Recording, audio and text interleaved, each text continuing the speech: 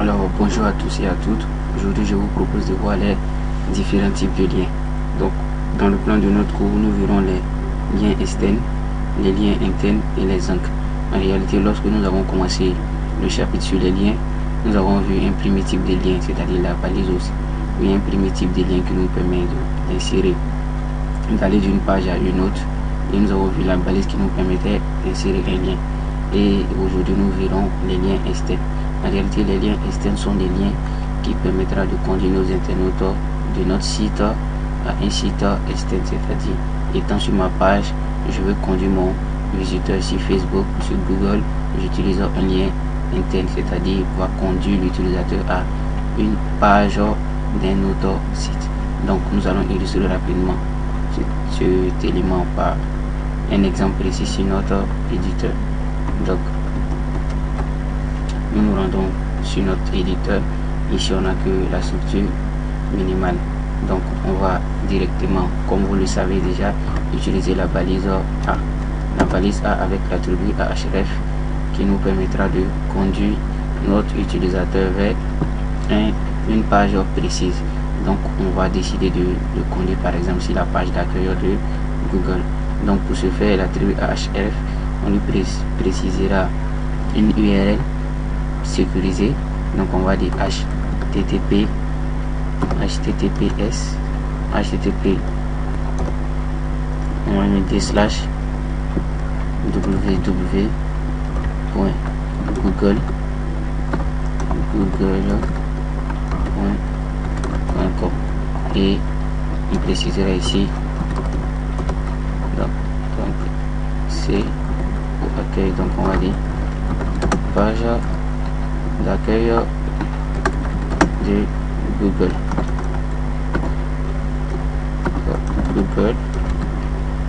On enregistre et bon, toujours pour la présentation, on peut mettre un lien H1,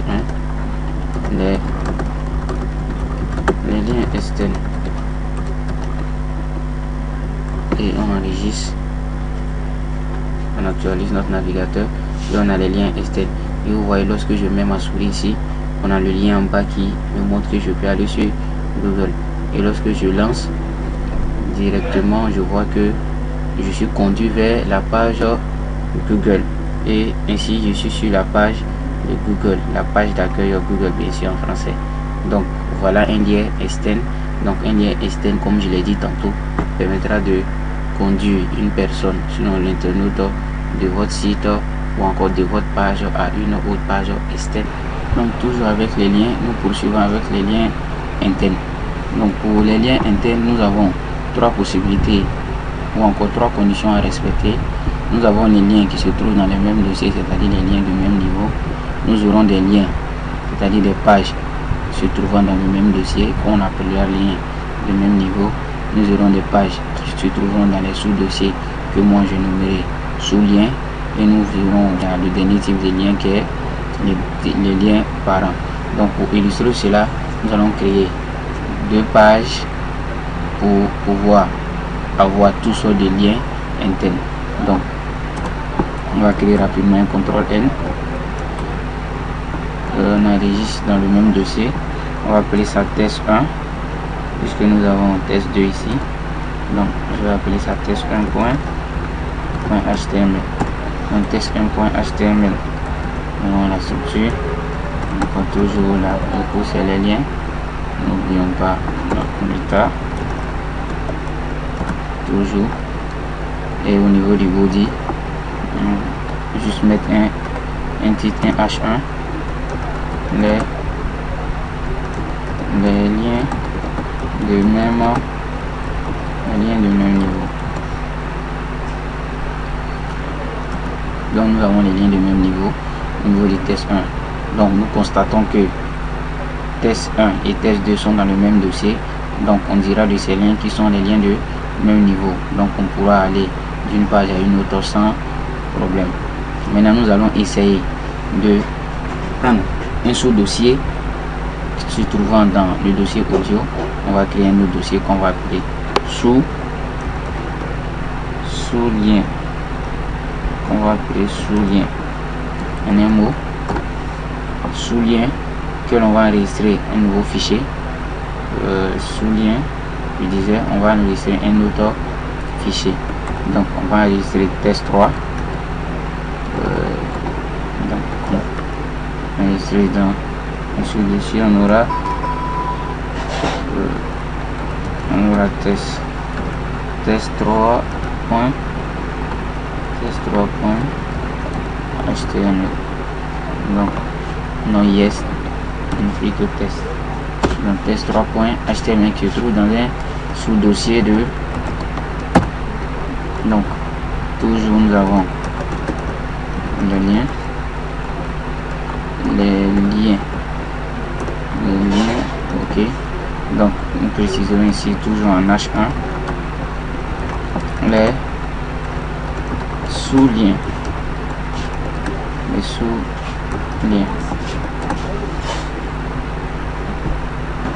ok.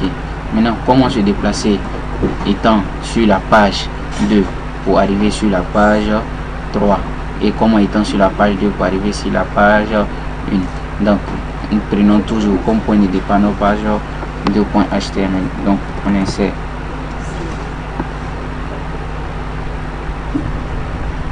notre premier élément à travers l'élément du même niveau. Donc vu que sont dans le même dossier, nous avons test 1.html. donc on va dire élément, donc lien de même niveau, donc lien de même niveau. Et pour atterrir sur nos sous-éléments, c'est-à-dire l'élément qui se trouve dans un sous-dossier, nous préciserons le nom du dossier. On avait des sous-liens et slash pour donner ensuite le nom de la page. C'était test 2 test 3.html. donc ceci dit, nous pouvons atterrir ici les sous-liens, donc les sous. Qu'est-ce que j'ai écrit là? Les sous-liens. Ok. Donc nous avons dit les sous-liens. Et maintenant le dernier élément, les éléments de type parent. Donc pour pouvoir tester ces éléments de type parent, je vais vous laisser d'abord. On va visualiser ensemble pour voir d'abord les deux éléments et vous comprendrez mieux les éléments de type parent. Donc j'actualise et ici il va nous falloir un BR pour juste bien présenter. Et nous avons les liens de même niveau, les liens de, nous avons, comme dit ici, les sous-liens. Et lorsque nous cliquons sur les liens de même niveau, il suffit de bien enregistrer ce qui a été écrit ici. Et lorsqu'on actualise, ok. Donc nous allons maintenant mettre un autre lien étant sur les liens de même niveau qui nous permet de revenir. Donc s'assurer la même chose. Donc, nous avons lien, et vu que tout est dans le même dossier, donc c'est test 2.html, test 2.html. donc on appellera ça retour.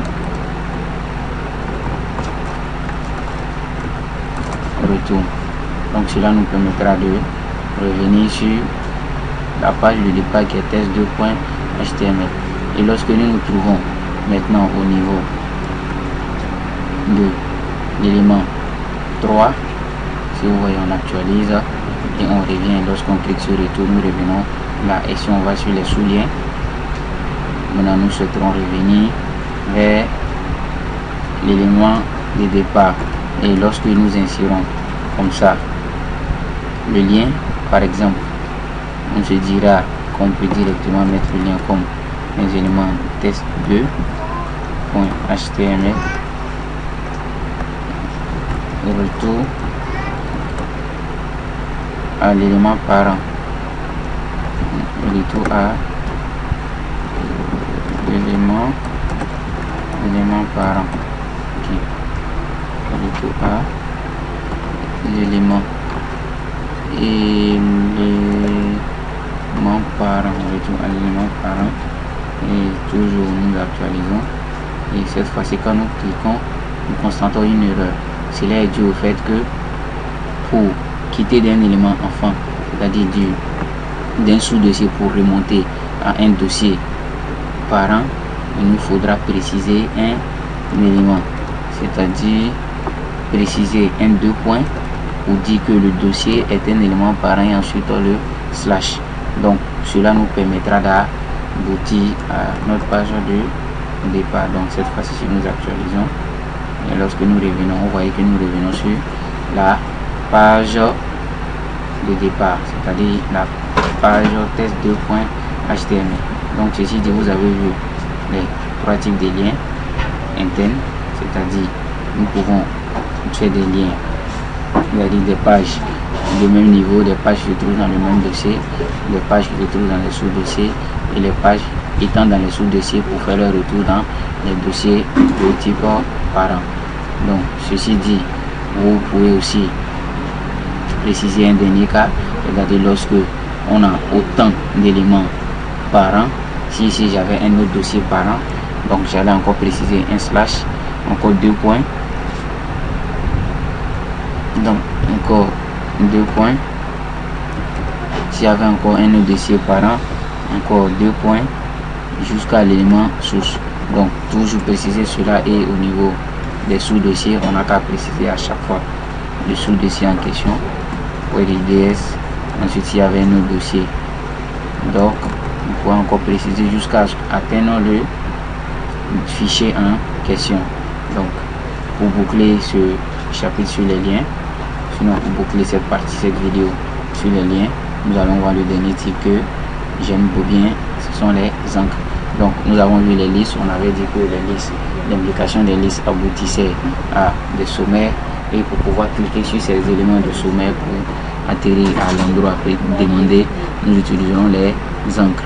Donc les encres nous permettront de parcourir nos pages très longues à travers des clics. Donc pour éviter que nos utilisateurs scrollent la page très longue jusqu'à atteindre le bout de la page, nous leur permettons à travers les encres d'aller directement à l'endroit voulu. Donc l'insertion d'une encre est simple. Pour l'insertion d'une encre, nous utilisons un élément ID qui est appelé encore ID, qui est un élément que nous verrons lorsque nous faisons l'approche générale sur le CSS. Donc pour l'insertion, nous prendrons un élément H1 comme toujours. Donc un élément H1, on dira les encres. Donc les encres en HTML. Donc sur les encres, nous prenons, donc nous avons les H1, les encres en HTML. Donc il est important d'avoir une page longue pour pouvoir l'utilité des encres. Donc on va récupérer du test Loren. On va récupérer du test Loren et je vais mettre tout cela dans une balise P. On voit une présentation un peu plus jolie. Donc on va copier cet élément un certain nombre de fois. Donc on va passer 2, 3, 4 et on va décider de placer notre encre quelque part là. Donc on placera un élément H2, on va dire mon encre. Okay. Donc mon encre, on placera encore du test pour avoir quelque chose d'un peu long, histoire de pouvoir scroller notre page. Donc nous avons fait cela-ci, toujours notre page de départ. Donc nous actualisons et nous avons, mais l'encre est déjà brisée, donc on va encore ajouter les tests avant notre encre. Donc là nous ajoutons encore un peu de test, et ça doit être suffisant cette fois-ci. Et lorsque nous enregistrons, nous voyons qu'on ne voit plus notre encre, donc on doit forcément scroller la page avant d'avoir accès à notre encre. Donc l'utilité pour permettre aux utilisateurs, donc par exemple nous permettons d'éviter aux utilisateurs le scrolling, et de scroller la page. On prendra directement à partir d'un lien insérable ici qui permettra d'aboutir directement à cette partie. Donc pour ce faire, nous revenons sur notre page. Au niveau des encres, nous insérons un élément ID qui nous permettra d'écrire notre encre. Donc vous retenez ID égale le nom de l'encre. Donc je vais mettre par exemple encre. Donc une précision, évitez de prendre les noms trop compliqués. Prenez les noms qui tirent un peu sur ce que vous êtes en train de faire et évitez les caractères spéciaux. Prenez des lettres, commencez toujours par les lettres ou un underscore. Donc on prend mon encre et on devra récupérer l'élément dans la valise A. Donc ici nous créerons le lien qui permettra à l'utilisateur de cliquer. Donc cliquez ici. Donc on va dire cliquer ici pour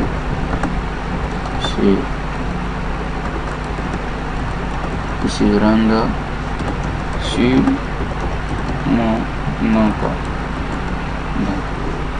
Et au niveau de l'encre, nous préciserons le nom de l'encre qui était encre. Mais pour récupérer l'encre, nous avons utilisé le dièse. Donc pour obtenir le dièse, nous faisons Algérie 3, ceux qui sont sur Windows. Donc pour ceux de Mac et Linux, je vous laisse chercher. Donc Algérie 3, comme je l'ai dit tantôt. Donc nous écrivons ensuite le nom de l'encre. Donc ceci dit, notre encre est bel et bien enregistré. Et cette fois-ci, lorsque j'actualise, j'ai ce lien là, quand je clique, je suis redirigé directement sur mon encre. Donc c'est l'utilité des encres. Et maintenant, si nous souhaitons mettre des encres dans d'autres pages telles que des pages externes, je dirais des pages internes qui se trouvent dans des sous-dossiers ou des pages qui se trouvent des éléments de même niveau ou encore des pages de même niveau, nous avons qu'à préciser le nom de la page suivi de l'encre. Donc c'est ce que nous allons faire avec test 1 qui est un élément de même niveau. Retenez que c'est aussi faisable avec les éléments de sous-niveau. Donc toujours le principe, mettre du test et récupérer ensuite l'encre avec par exemple un élément H3, un élément H3, donc on peut dire récupération sur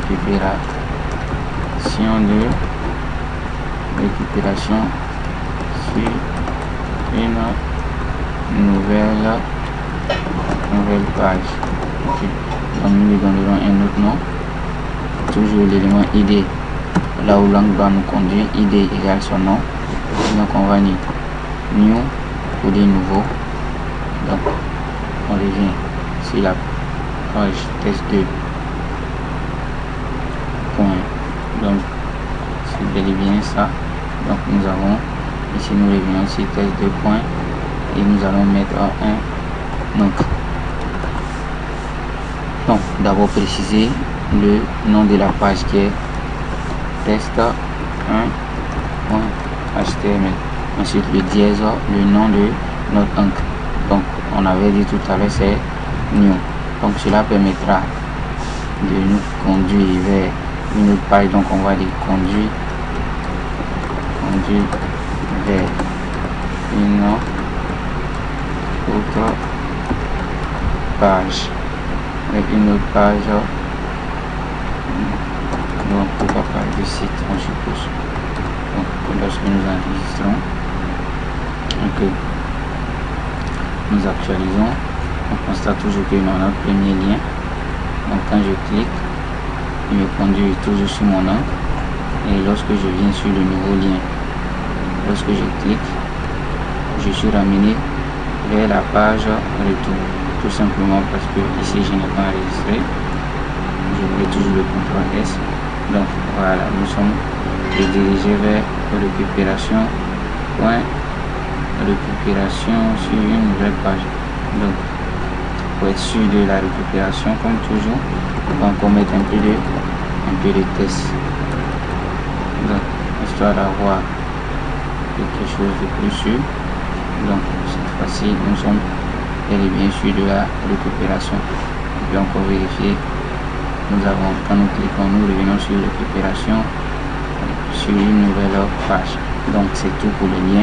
Vous savez maintenant insérer. Vous savez maintenant insérer des liens internes et externes et les encres. Et boucler ce chapitre, je tenais à vous présenter un attribut qui est l'attribut target. Donc l'attribut target est un élément qui permet de pointer sur un cadre. Donc nous avons ici les valeurs que cet attribut prend. Il prend 3 valeurs. Il y a la valeur self qui affiche dans le cadre courant, et on a la valeur blank qui affiche une nouvelle, qui affiche dans une nouvelle fenêtre. Et on a la valeur top qui affiche dans la totalité de la fenêtre courante. Donc en pratique ou encore en production, nous utilisons très souvent, sinon généralement, la valise blank et l'attribut blank. Disons la valeur blanc. Pourquoi cette valeur? Tout simplement parce que elle nous permettra d'ouvrir notre lien dans un nouvel onglet, dans une nouvelle fenêtre, pour permettre aux visiteurs de ne pas quitter notre site et de pouvoir se rendre sur Facebook ou sur Google pour faire ses recherches sans pourtant quitter notre site. Parce que jusqu'à l'heure, vous voyez que lorsque nous prenons au niveau de notre élément, quand nous revenons, quand on clique, vous voyez que le contenu est directement remplacé. C'est pour éviter cela, pour ouvrir dans un onglet comme ceci. Donc nous utiliserons l'élément blanc. Donc pour ce faire, nous allons au niveau de notre attribut, donc au niveau de notre lien, toujours dans la valise ouvrante, nous précisons l'élément target et nous lui donnons la valeur blanc underscore, c'est-à-dire le tiret de 8 et la valeur blanc. Et cette fois-ci, si nous enregistrons, vous verrez que notre encre s'affichera dans un nouvel onglet. J'actualise et lorsque je fais ça, vous voyez que nous ne quittons plus la page de départ. Maintenant nous avons notre page test.1 qui est directement dans un autre onglet, ce qui nous permet de conserver donc autant de fois que je veux. Je peux ouvrir autant de fois et vous voyez qu'on a autant aussi d'onglets créés. Donc voilà les petites astuces sur les liens. Donc à la vidéo prochaine, nous verrons les liens d'email, les liens de type email et les liens de téléchargement. Donc sur ce, je vous souhaite une bonne journée et je vous dis à la vidéo prochaine.